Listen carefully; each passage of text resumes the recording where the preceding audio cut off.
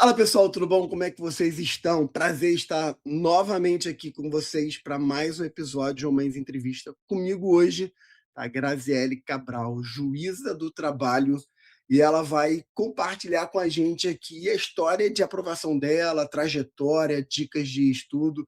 A gente estava batendo aqui um papo antes de começar e eu não sei de detalhes ainda, mas eu tenho uma impressão, Graziele, do que você me falou, que a gente vai ouvir coisas muito, muito interessantes. Então, querida, obrigado mais uma vez por estar aqui, por ter aceitado esse convite. Que bom que deu certo. A gente foi falando ali, né, trocando mensagem, e a agenda complicada deu certo. Muito obrigado por estar aqui. Oi, João. Oi, pessoal. Olha, eu quero agradecer o convite. É um prazer estar aqui com você, com o pessoal que está nos assistindo, para compartilhar um pouquinho, né, da minha história, da minha trajetória. Eu acho que é sempre bom a gente conhecer, né, conhecer o que a pessoa fez de bom, o que ela fez de ruim. E esses exemplos, isso faz muita diferença, né? Se a gente puder pular, eu falo para as minhas filhas hoje, né?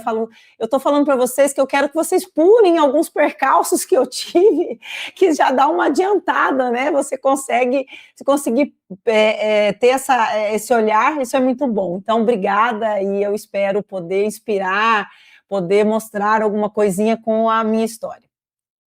Bom, com certeza vai ajudar sim. Vamos lá, a gente quer saber tudo. Como é que foi? Como é que foi assim a tua história até chegar à magistratura? E, normalmente eu começo perguntando assim, como foi da faculdade à magistratura, mas pelo que você já tinha me antecipado um pouquinho, acho que cabe ali uma contextualização. Então a gente quer te conhecer, quer ouvir a tua história, saber de onde você vem, como foi chegar à faculdade, depois da faculdade, por onde você passou, enfim. Bom, João, eu assim, venho de uma família que não tem histórico em direito, né?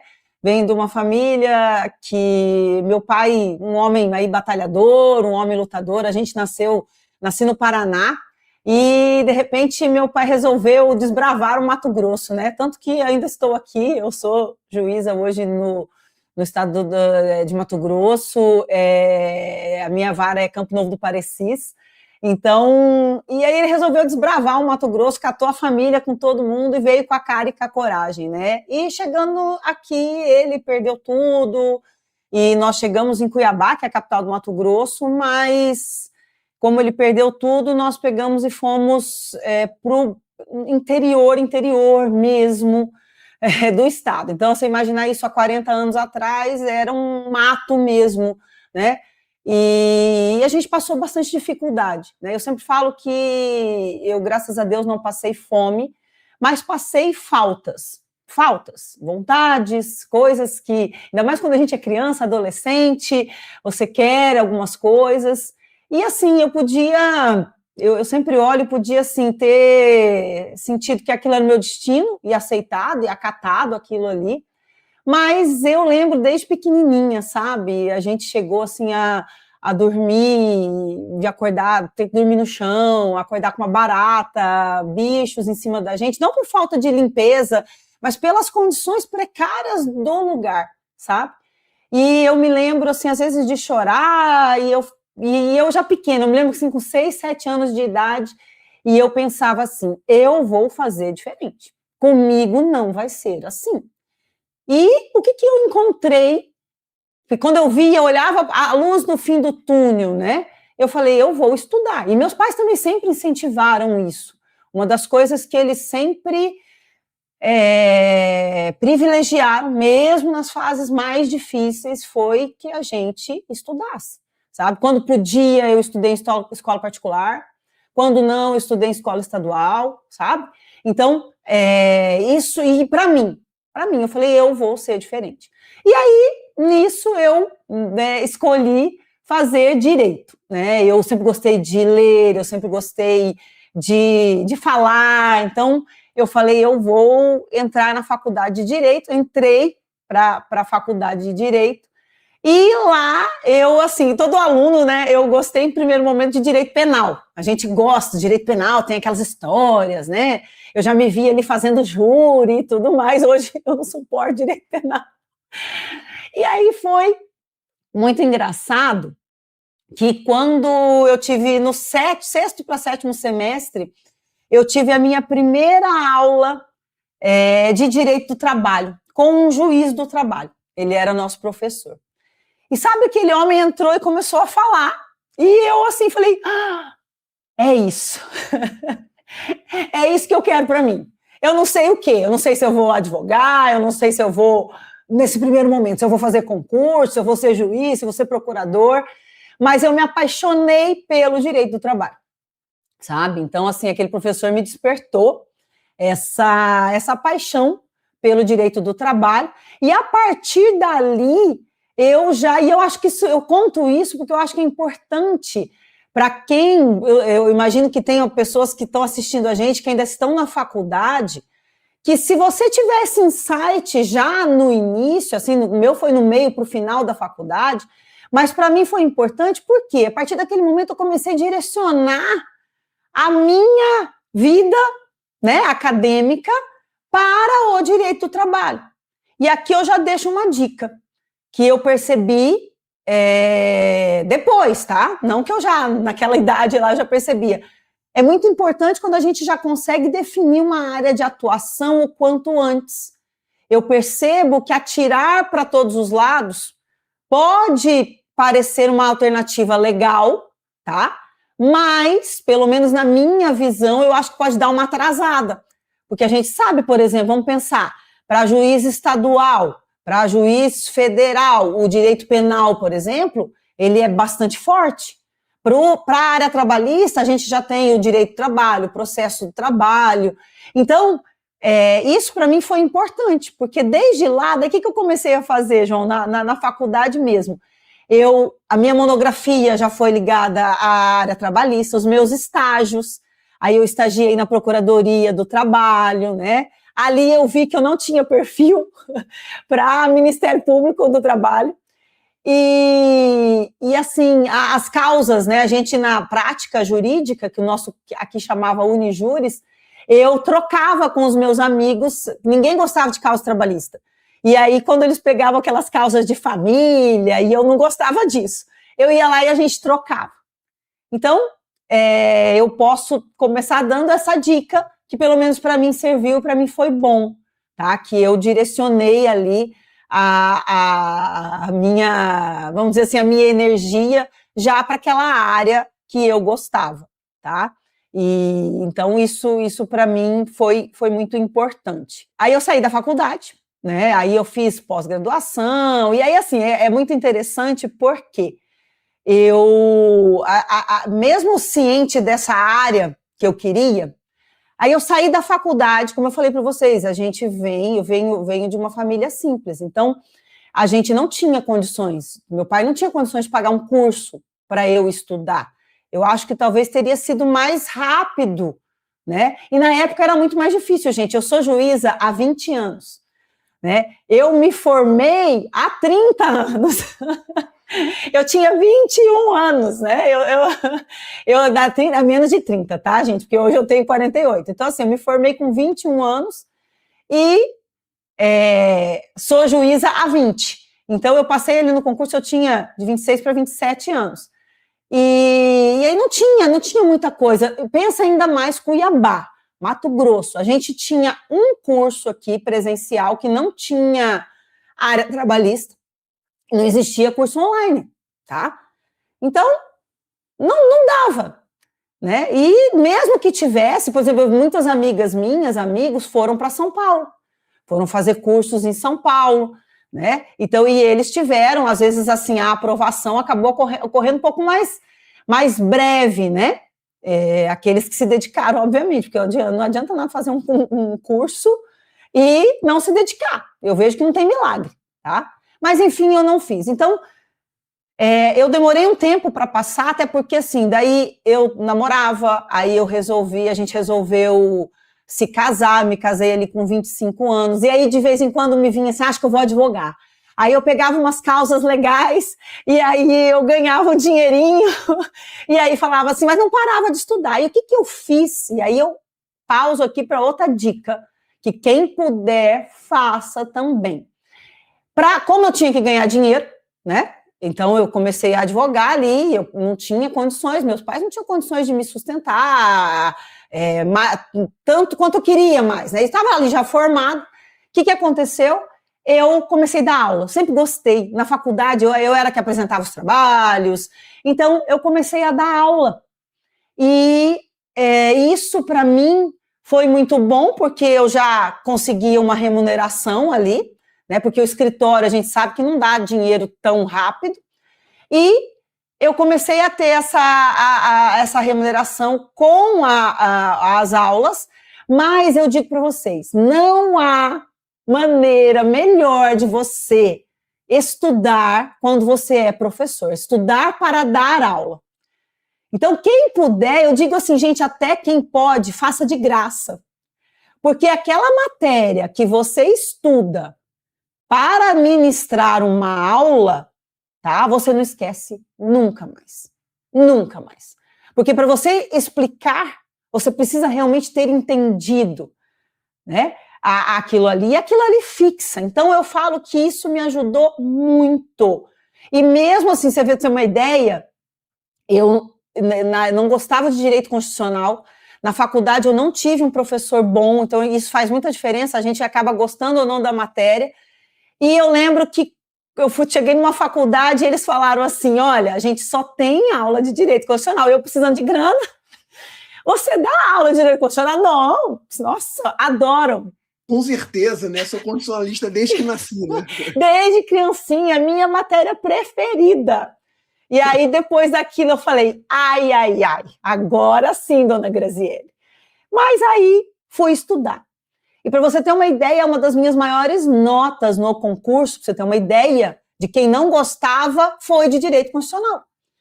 Eu era professora de direito constitucional, eu lembro que na prova oral,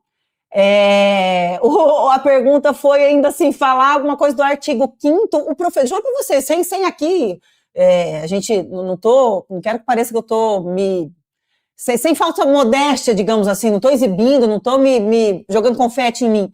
Mas eu lembro que o examinador, ele pediu para eu parar, porque eu comecei a dar uma aula, aí eu falei, gente, é o meu, né? Tô nadando de braçada, Tô né? nadando de braçada, então, e era uma matéria que eu não gostava, e constitucional, gente, cai em todos, constitucional é aquela matéria que, independente do concurso que eu vá fazer, eu preciso dela, tá? Então, foi assim, então é isso que eu falei, eu demorei um pouco, porque daí eu estudava, eu nunca parei de estudar, mas aí eu falava, eu vou advogar. Aí eu advoguei um pouco, aí eu casei, aí eu tive minha filha, continuava dando aula, mas assim, então aí eu fazia alguns concursos, aí de repente eu parava de fazer os concursos, então nesse interim de formar, você vê, eu formei com 21, passei no concurso que eu tinha de 26 para 27.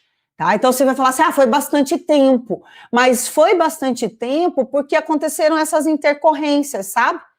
E hoje eu agradeço, João, de verdade. Falo para vocês também que estão aqui me ouvindo, se puderem, obviamente, se tiverem essa opção de poder, porque aí eu fui professora, eu advoguei, sabe?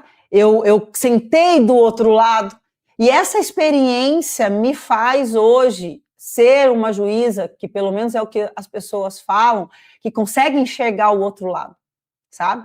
Não é uma juíza apenas só de livro. Não que não possa, não que não seja bom, mas eu sinto, porque eu sei, eu tive do lado do advogado. Então você acaba, sabe, sentindo. Então, exatamente. Às vezes, se a pessoa puder, né, advogar um pouquinho, ter essa experiência, vai ganhando estofo, né?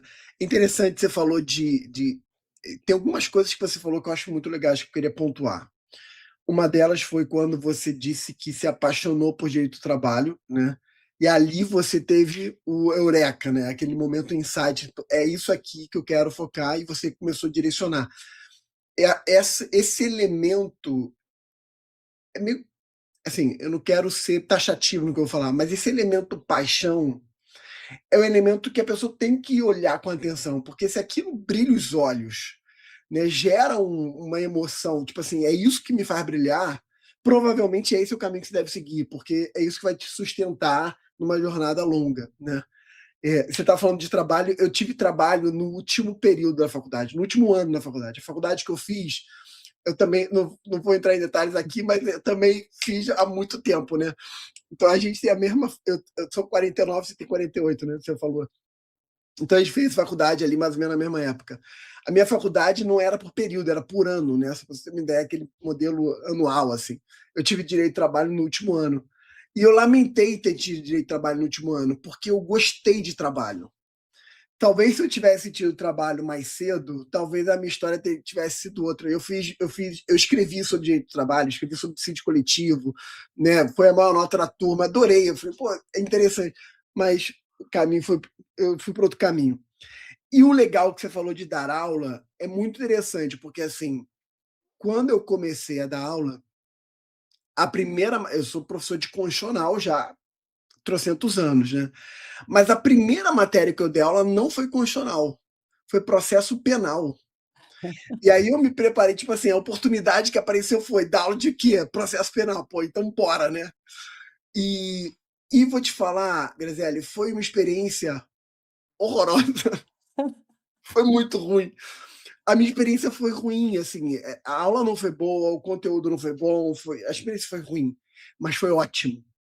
Foi ótimo por quê? Porque eu tive que quebrar uma barreira, falar em público, expor um pensamento, né? Depois, quando eu migrei para o constitucional, eu migrei já com uma experiência. Então tem muito a ver do que você falou, né? De você ter a experiência de passar por vivências diferentes, isso vai te dando estofo, vai te dando substância para você crescer profissionalmente.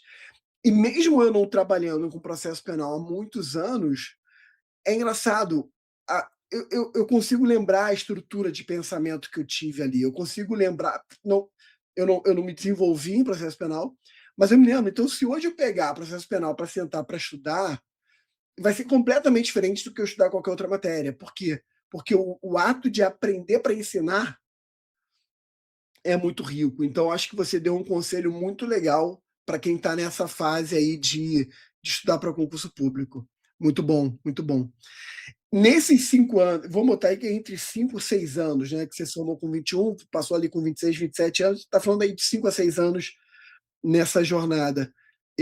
Você chegou a fazer outros concursos? Você passou, tomou posse? Não, ficou só na iniciativa privada até ir para a magistratura? Como é que foi essa experiência nos concursos? Então, João, eu, na verdade, quando eu já saí, a história assim, é que eu falo, é que é tão comprida que senão vamos ficar 2 horas aqui. Mas assim, para você ter uma ideia, eu me formei com 21 anos, meu pai, eu falei, um lutador e tudo, mas um pai muito bravo, meu pai era um pouco tóxico. E aí, o que aconteceu? E ele tinha uma promessa para mim, ele falou, você vai fazer faculdade aqui, do meu ladinho, mas quando você se formar, eu deixo de fazer uma pós-graduação fora. Meu sonho era estudar fora. E aí, só que aí eu arrumei um namorado que morava em Campo Grande, fora de do Cuiabá. estado ou Fora, ou fora do fora país? do estado, fora de casa. Na verdade, eu acho que eu queria sair de casa. E aí eu arrumei um namorado, meu namorado, ele fazia faculdade, que é meu marido, inclusive, né? A gente que chegou a casar. E ele morava em Campo Grande, Mato Grosso do Sul. E aí, óbvio, qual a cidade que eu escolhi para fazer a pós-graduação, né?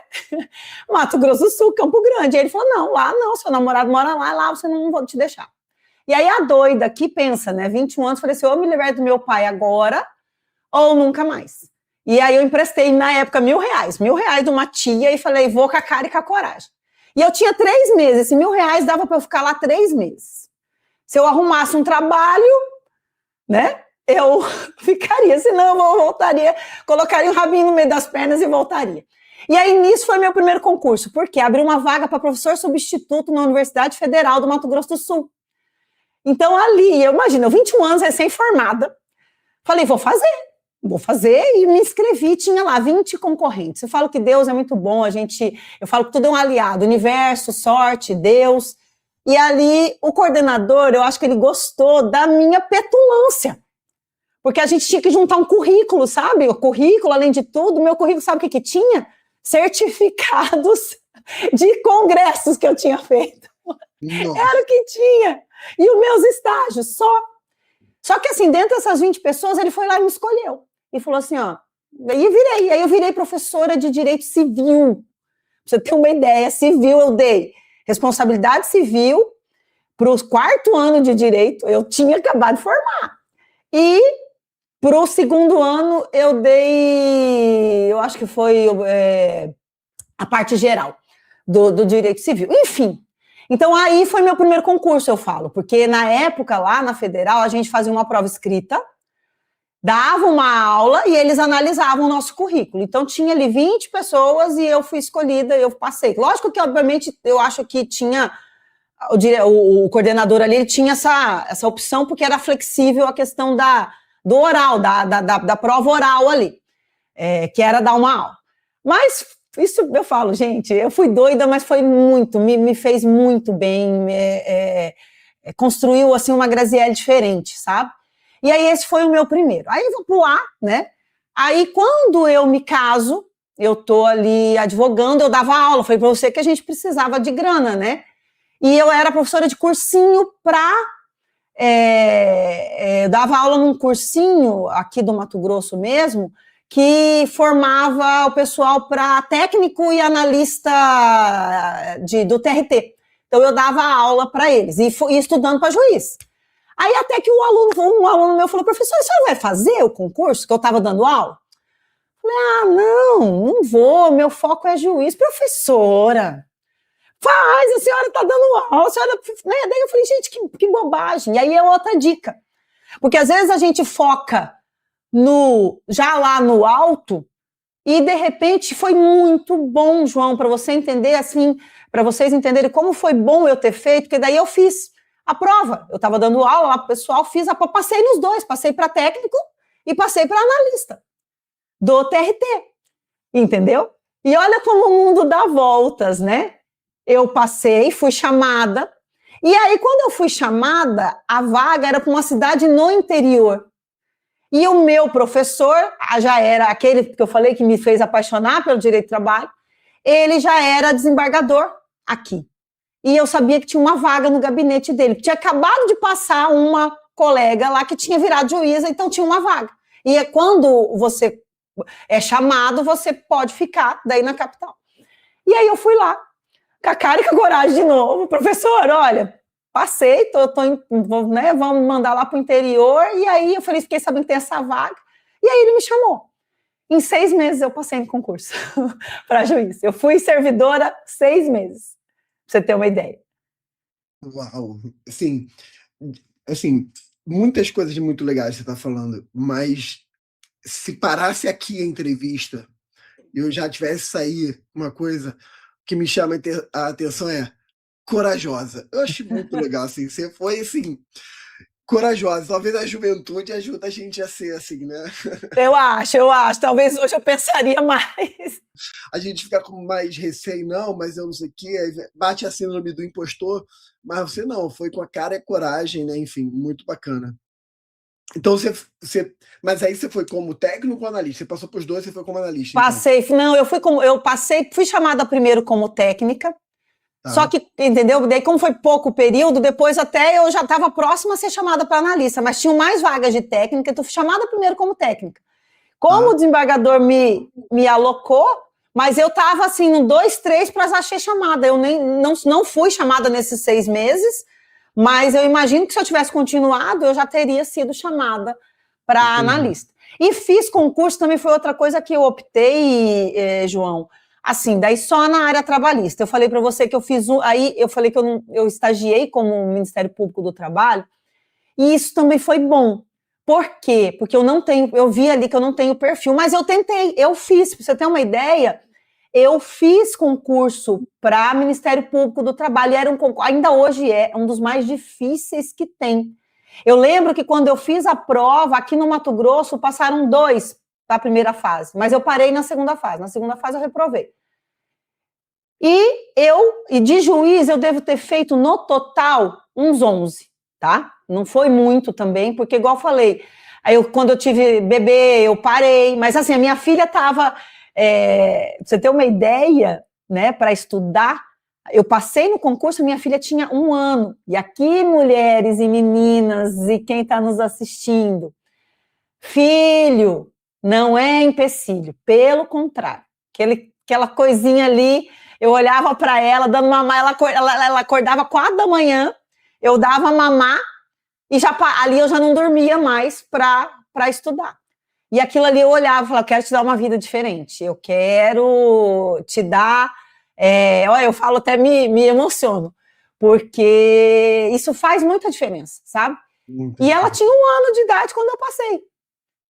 Estudando, madrugada e dando aula. Eu falei, a gente casou, mas assim, tanto eu quanto meu marido, a gente, assim, os dois batalhando, ele dentista, eu ali dando aula, advogando, né? As condições financeiras ainda continuavam difíceis, sabe?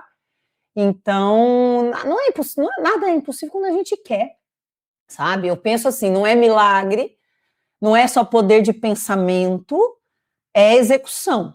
E aí eu acho que eu vou entrar no que também vocês querem ouvir. Como eu fazia? Se eu não fiz curso, se eu trabalhava, se eu tinha uma filha. E aí é que eu penso, isso eu levo hoje para a minha vida em tudo. Eu penso que a gente primeiro tem que ter um objetivo, certo? E o meu objetivo era, por conta até desses problemas que a gente teve, de financeiros, eu acho que eu via a estabilidade como uma saída, como uma coisa que eu queria para mim, né? Por conta da instabilidade financeira do meu pai. E aí meu objetivo foi, então, eu quero passar num concurso e quero ter a minha estabilidade financeira. E o concurso te dá. Chega num momento que ela engessa, mas ele te dá, sim, uma estabilidade financeira, porque você tem, faça chuva, faça sol, o seu salário está ali no final do mês. E então, eu estipulei esse objetivo e aí com esse objetivo, essa meta, eu tracei a minha estratégia. Então, porque senão se ficar pensando, meu objetivo, pronto, é ser juíza do trabalho, que legal. Eu tenho pensamento positivo, eu visualizo eu sendo juíza do trabalho. Eu fazia isso, tá? Hoje eu até estudo isso, mas na época eu fazia intuitivamente, eu me visualizava, eu me via ali. Só que aí você tem que ter estratégia. Qual a estratégia? Eu montei a minha estratégia de estudo. Eu não tenho dinheiro para fazer um curso, não tenho como sair daqui, como eu vou fazer? Tá? Então, aí foi ali que eu montei. E nisso, João, eu fui descobrindo as minhas maneiras de estudar. Lógico que na faculdade a gente já vai sabendo quais as maneiras que a gente tem. Mas o que eu fiz? Minha experiência. Peguei o edital, certo? Peguei aquele edital, separei. Na nossa época, a gente tinha 5 matérias que eram as 6 matérias que eram as mais importantes e que tinham o maior peso. Direito do trabalho, processo do trabalho, direito civil, processo civil, constitucional e administrativo. Aquelas matérias eram o meu foco. As demais, o que eu fiz na época, tá, gente? Faz 20 anos isso. As demais, o meu estudo era um pouco mais superficial. Por quê? Porque elas caíam só na primeira fase. Então, o que eu fazia? Aí eu separei, falei, bom, eu tenho que estudar para a primeira fase, que é de uma maneira, mas eu já tenho que ter uma base para a segunda fase.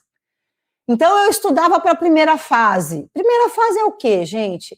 É leitura de lei seca, jurisprudência, precedentes. Hoje vocês sabem que nós temos muitos precedentes. Então, eu digo para vocês, hoje, para estudar para concurso para juiz do trabalho, tem que saber os precedentes. Eles vão ser muito cobrados, tá? Então, assim, para a primeira fase, eu lembro que eu ia no banheiro. Eu tinha uma Constituição seca, eu tinha um Código de Processo Civil seco, que ficava lá no meu banheiro. Eu ia ao banheiro, eu lia. Eu tinha uma consulta médica, eu lia. Sabe, assim, o tempo... Hoje, gente, vocês têm muito mais ferramentas, mecanismos. Você pode dirigir e tá ouvindo.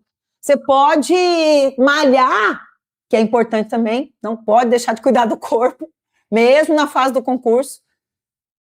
Tá malhando? Bota o fonezinho ali. Você entendeu? Isso para mim, isso na nossa época, a gente não tinha, sabe o que era fita? Como é que eu vou? Não existia. Tinha aqueles Walkman, né, João? Ou Discman no máximo. Como é que você leva isso para uma academia? Fone era com fio. Então, assim, vocês hoje têm um arsenal. E aí, assim, eu fiz uma programação. Então, eu tinha 2 horas, por isso que a gente fala, às vezes você não tem quantidade, mas a qualidade e a constância. Eu tinha sagradamente 2 horas de estudo todo dia, no mínimo. Se um dia me sobrava um pouquinho mais, eu estudava mais. Mas 2 horas ali era sagrado. Ah, mas eu tenho aula. Eu sou muito diurna. Então, para mim, isso era uma facilidade. Você vai ter que, uma das coisas, você vai identificar seu horário melhor de produtividade. O meu é de manhã. Então, 4 horas da manhã eu já começava a estudar. Das 4 às 6 eu já me arrumava e ia trabalhar. Eu continuei dando aula, eu continuei advogando, entendeu? Então, mais 2 horas. Ah, hoje eu não tenho aula, ou aconteceu alguma coisa, ou no final de semana eu consigo estudar um pouquinho mais. Eu fazia isso. Então, eu lembro que eu tinha eu adoro umas marca-textos, assim, você vê até hoje, ó. Eu adoro uns trenzinhos coloridos, e eu fazia essas marcações e tudo, e estudava. E identifiquei qual era a minha melhor forma de aprender. Eu preciso escrever. Pessoal, tem pessoas que são auditivas, pessoas são visuais, outras são sinestésicas. Eu sou uma mistura de visual com sinestésica. Então, o que eu fazia? Eu escrevia. Fazia resumos e mais resumos. Aí vocês vão perguntar, você estudava pelo seu resumo, Graziele? Não. Eu guardava e aí eu fazia, para estudar de novo, eu fazia outro resumo. Eu joguei, quando eu passei no concurso, joguei fora 3 caixas de cadernos de resumos. Sabe? Uau. Uau. Uau. Uau, eu fiquei sem palavras agora.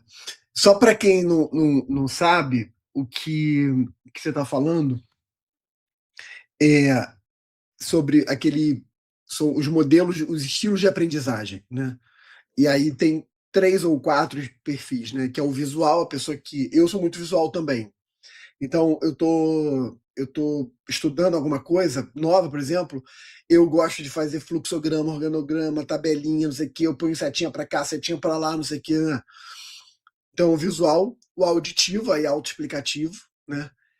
Em inglês, eles falam VARK, né? Que é o visual, auditivo, o R de reading, que é o ler, e o K de kinesthetic, né? O sinestésico, que é o movimento, é a pessoa que precisa fazer alguma coisa. Então, quando você disse que você era visual e sinestésica, para o pessoal poder entender, é isso, é a pessoa que precisa fazer. Seja escrevendo, seja, no meu caso, eu também sou muito visual e sinestésico, escrevendo, fazendo, criando um fluxograma, fazendo questão de prova, que seja, mas a pessoa precisa estar em movimento.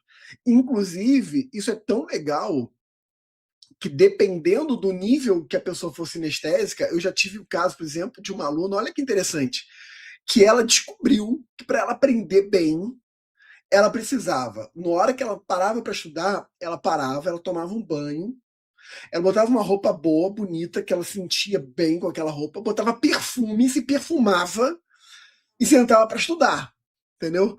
E para ela aquilo era assim, ela criou um contexto sensorial, porque o sinestésico ele é muito sensorial também, né? Ela criou um contexto sensorial que causava um conforto cognitivo tão bom para ela que ela fluía no estudo. Né? Quando ela tinha que estudar, que ela não conseguia parar, tomar um banho, botar uma boa roupa e botar um perfume, ela não fluía bem. Né? Parece bobeira, mas esse nível de autoconhecimento é fundamental para quem quer fluir nos estudos. Né? Muito bacana. Gostei também quando você falou de que você todo dia 2 horas. Né? E aí, no teu caso, eram 2 horas, mas assim, o aprendizado para quem está ouvindo é, cara, apareça, né? Compareça todo dia, né?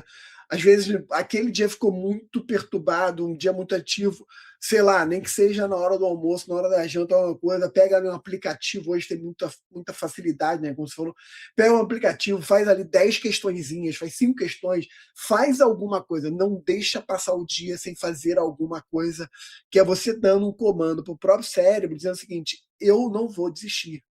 Isso aqui não é negociável, né? Eu não vou negociar isso aqui, eu não vou comprometer, né? Achei isso muito legal. Você disse que você fez 11 provas no total aí de magistratura, né? E pelo que eu percebi, no MPT você chegou à segunda fase, né? Se eu não me engano. Isso. Como é que foi para você lidar com a reprovação? Primeira pergunta, vou fazer algumas perguntas todas juntas, tá? Como é que foi lidar com a reprovação? Como é que foi lidar com a reprovação especificamente na segunda fase? E, aproveitando, perguntando se você chegou a passar para alguma prova oral e se você foi reprovado em alguma prova oral, né? Ou não, enfim. Como é que foi aí essa história? A pergunta é estranha, né? História de reprovações. Como é que foi a tua história de reprovações? Mas, principalmente, como é que você lidou emocionalmente e em termos de aprendizado, né? Como é que foi isso? Porque é uma realidade que assola todo mundo, né?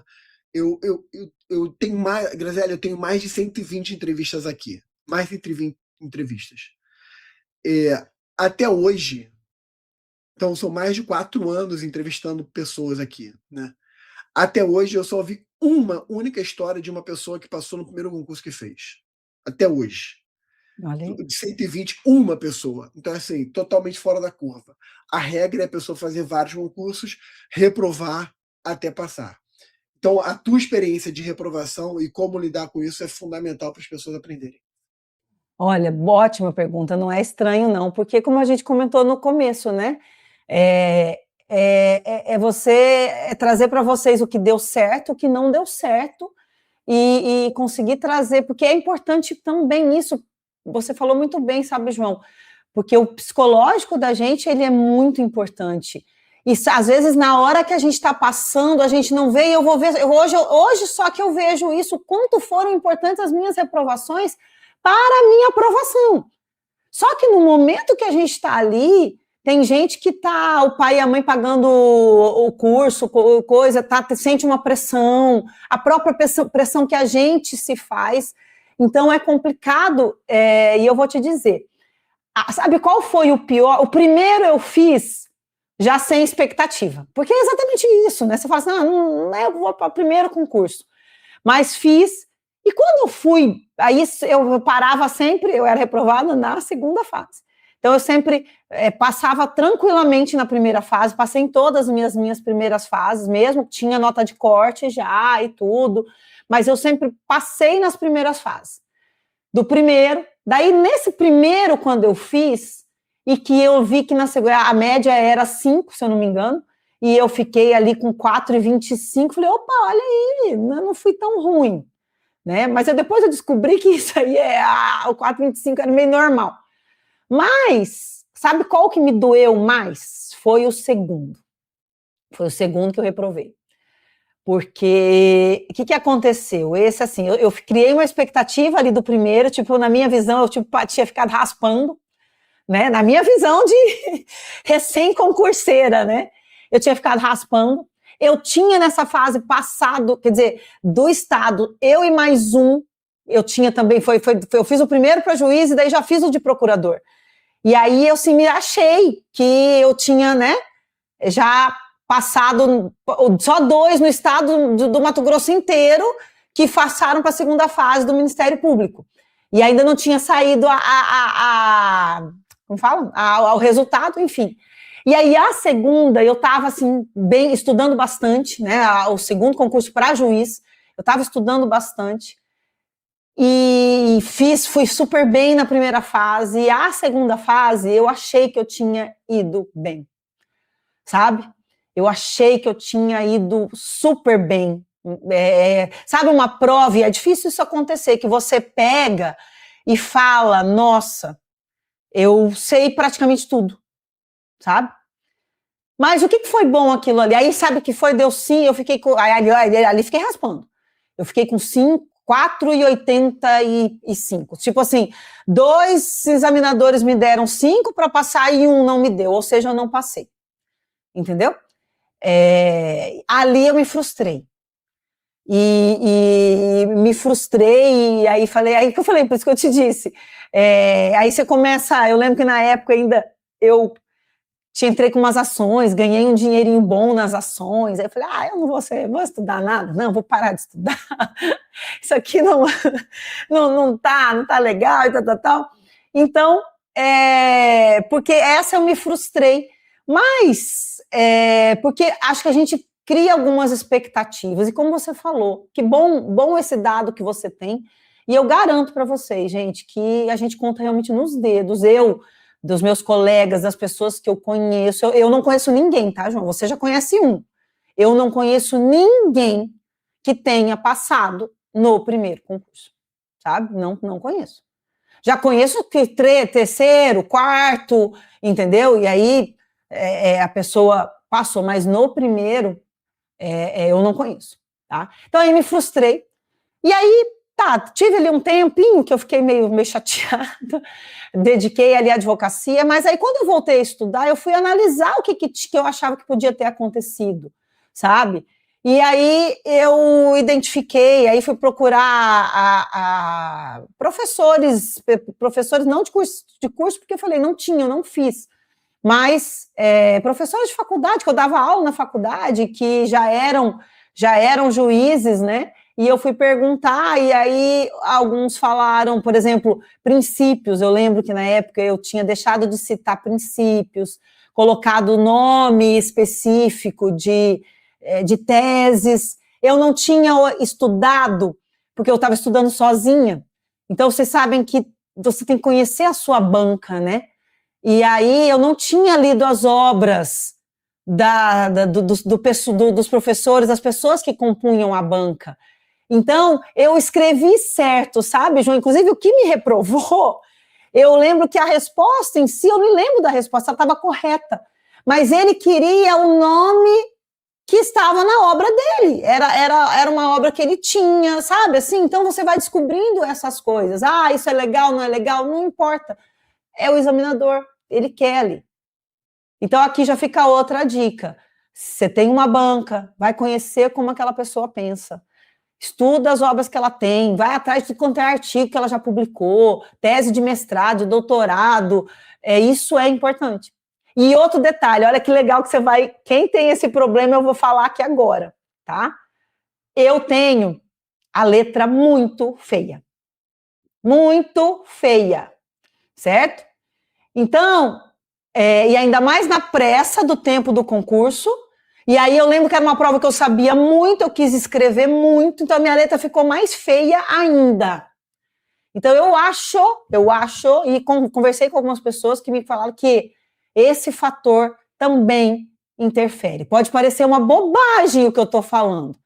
Aí sabe o que eu comecei a fazer, João? Depois disso, meus resumos eram feitos em caderno de caligrafia. Entendeu? Olha só, mas isso não é bobagem, deixa eu só fazer um comentário aqui, isso não é bobagem de jeito nenhum. Eu dou aula aqui no Rio, na Escola da Magistratura do Estado do Rio de Janeiro, na EMERGE, e a coordenação de vez em quando pede pra gente corrigir prova, e prova discursiva. E aí eu falo, ok, me manda. E aí eu recebo lá 60 respostas, né, daquela turma, enfim. Grisele, é batata, assim, você pega uma letra bem escrita ou razoável e a leitura flui, é uma coisa. Você pega um garrancho, a leitura, né, a letra horrorosa, você não consegue, às vezes, assim, já teve coisa de eu não consigo entender o que está escrito aqui, que palavra é essa, ou que frase é essa, né? E aí não tem como atribuir uma nota alta se você não sequer entendeu bem. Então, assim, não é pouca coisa que ele está falando, não é bobeira.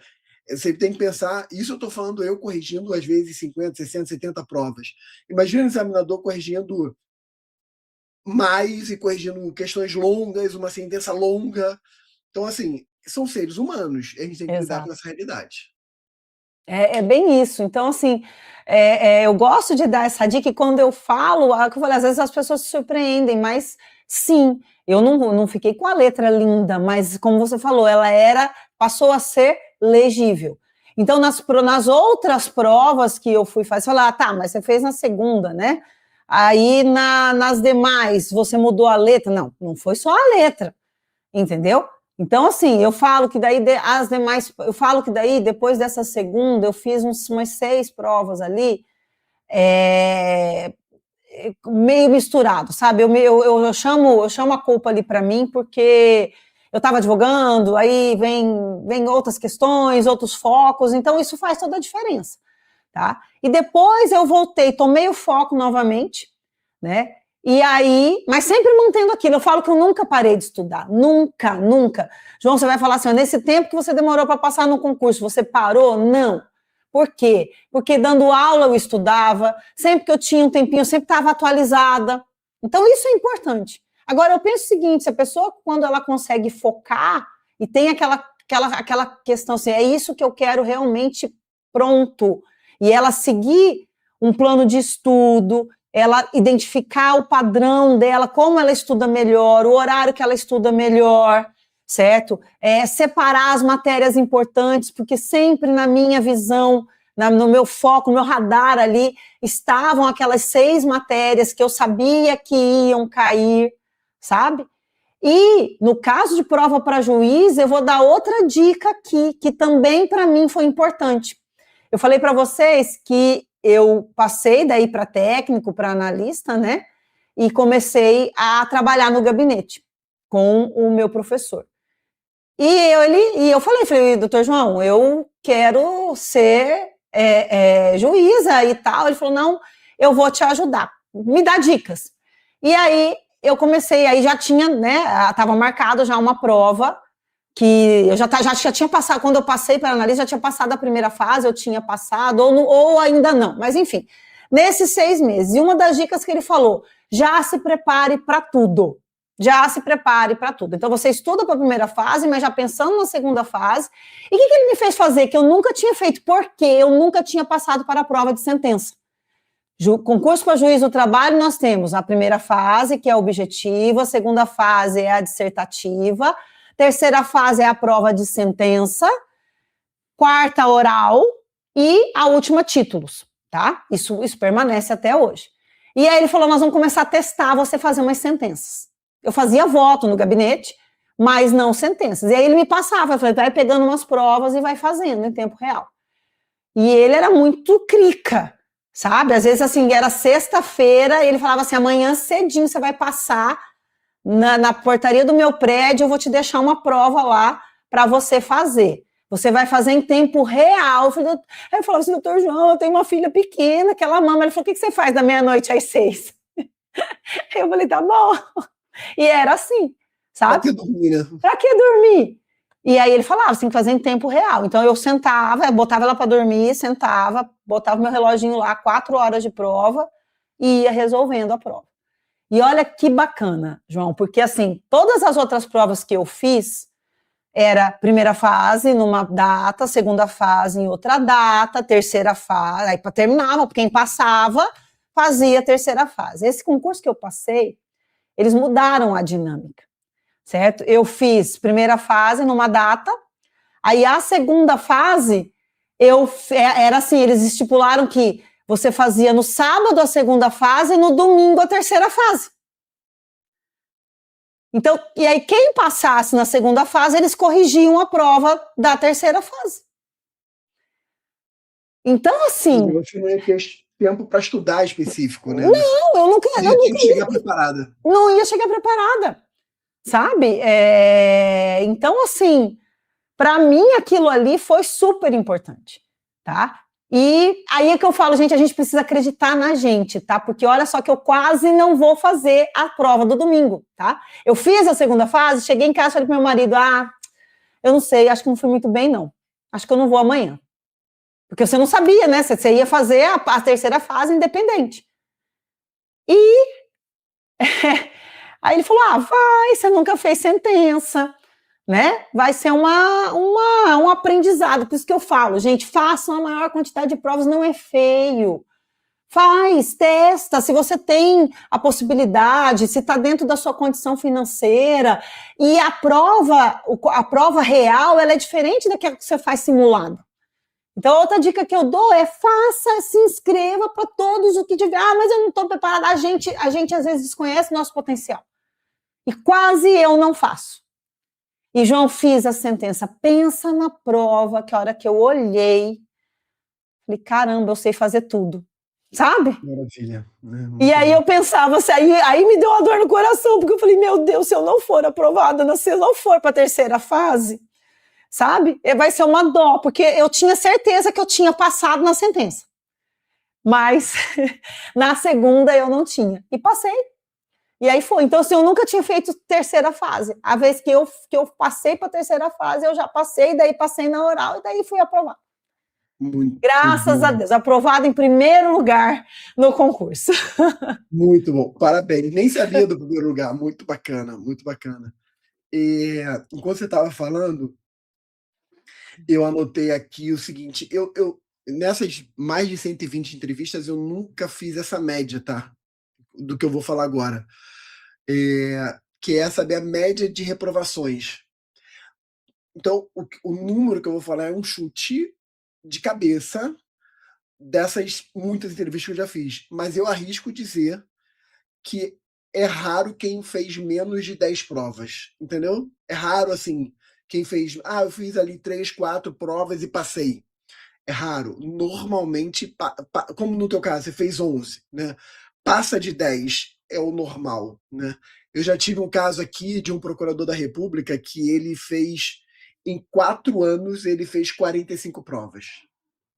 Ou seja, é uma média de uma prova por mês, praticamente. Né? Assim, uma prova por mês ele estava fazendo prova, né? De tudo quanto é que é concurso no Brasil, né? Enfim. Então, tem de fazer muita prova. Outro ponto que eu anotei aqui, que vocês já tinham tocado lá atrás e voltou a tocar aqui novamente, é o que a gente chama, aqui no UFC a gente chama de núcleo duro. Ou seja, é aquele conjunto ali de algumas matérias que corresponde a um significado, a um percentual muito alto, né? E quando você estava falando, eu entrei aqui no nosso sistema, a gente tem um sistema de estatística aqui interno. E aí eu fui dar uma olhada para a magistratura do trabalho, o percentual. Então, estou até abrindo aqui para eu mesmo ver aqui rapidamente, né? Assim, pegando as matérias trabalhistas, né? Aqui a gente separa individual do trabalho, coletivo do trabalho, processual do trabalho, ambiental do trabalho, constitucional do trabalho. As 5, que é, né, tudo uma coisa só, né? Mas isso aqui, mais constitucional, mais administrativo, corresponde a 65% da prova, né? Então, assim, pegando a matéria trabalhista, o núcleo trabalhista como um todo, mais constitucional e administrativo, só aí já deu 60 a 65% da prova, né? Então, assim, a importância de você concentrar esforço nisso. Quando a gente vai para outras áreas, magistratura estadual ou federal, aí, óbvio, tira as matérias trabalhistas, mas aí vai entrar civil, processo civil, penal, processo penal. Só isso aí, você já vai botar 60% a 70% da prova, dependendo do concurso. Então, esse estudo estratégico, inteligente, ele é muito importante. Graziele, a gente está caminhando aqui para o final, e eu vou te fazer um desafio que eu faço para todo mundo, e eu nunca combino antes. Então, é desafio surpresa mesmo, né? É o seguinte, medo, né? Que é o seguinte, imagina que o pessoal chegou até aqui na entrevista. Aliás, você chegou até aqui, aproveita, curte o vídeo, compartilha, comenta, se inscreve no canal, ajuda a gente a crescer. Mas o pessoal chegou até aqui e a pessoa quer levar uma frase sua. Essa frase a pessoa vai colocar na geladeira, vai colocar no computador, vai botar num post-it, vai botar, sei lá, no caderno, no vadimeco, vai botar em algum lugar que ela vai olhar para essa frase para encontrar força. Que frase seria essa? Eu me desafio. Eu tenho até tatuado aqui. É mesmo? É. Só que não foi na época do concurso, tá?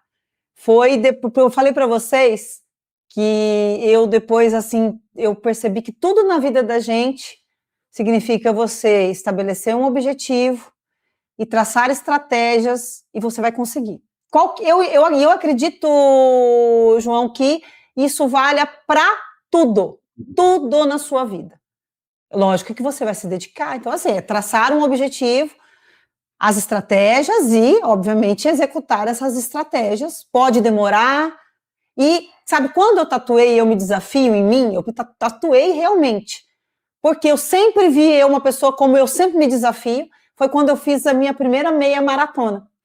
Que eu faço uma metáfora, uma análise, o esporte na minha vida foi uma coisa muito importante.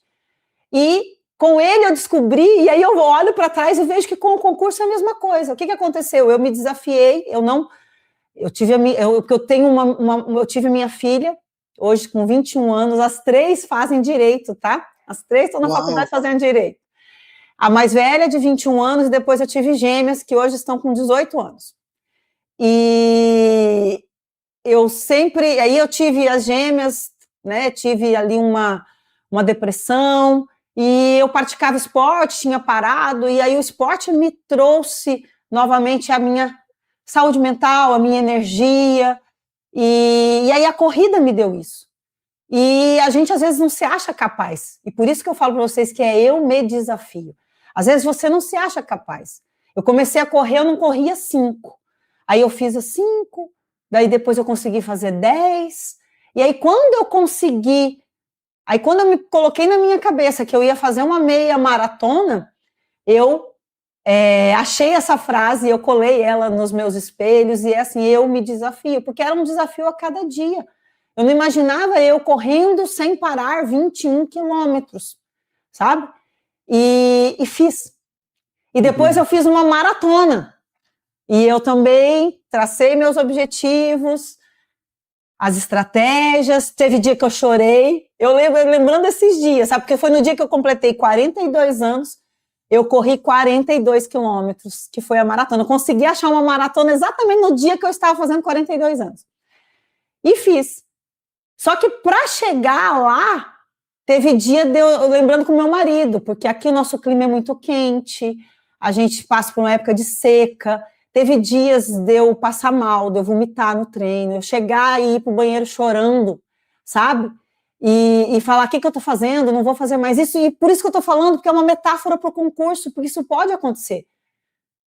Né? E eu lembro que eu coloquei uma música e na hora que eu estava chorando, eu falei, não vou fazer mais isso. Começou também uma outra, que se você não gostar do Eu Me Desafio, eu comecei a ouvir aquela música do Raul Seixas, Tente Outra Vez. Tente outra vez. Tente outra vez. Então, eu começo com a Eu Me Desafio, para mim ela é muito importante, eu me desafio. O único concorrente seu é você mesmo. Em tudo na sua vida. E você está falando de esporte, né? Assim, quando você está fazendo algum esporte que exige muito, não estou falando só da musculação, de tudo, mas assim, teve uma época que eu fiz crossfit, teve uma época que eu fiz Muay Thai com a minha filha, enfim. E tem um momento que é você com você mesmo, assim.